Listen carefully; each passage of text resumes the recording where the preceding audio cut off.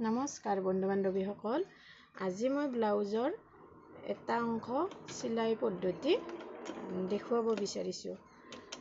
আপোনালোকেও বাৰু এইটো পদ্ধতিৰে চিলাই নে আন কিবা বেলেগ পদ্ধতি আছে জনাবচোন কমেণ্টত।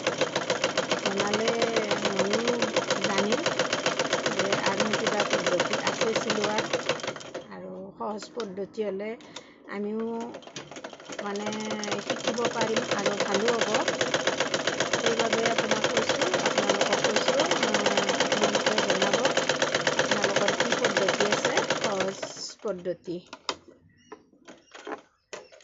এয়া মই এতিয়া আপোনালোকক দেখুৱাই আছোঁ ব্লাউজৰ এটা অংশ কেনেকৈ চিলাম মই।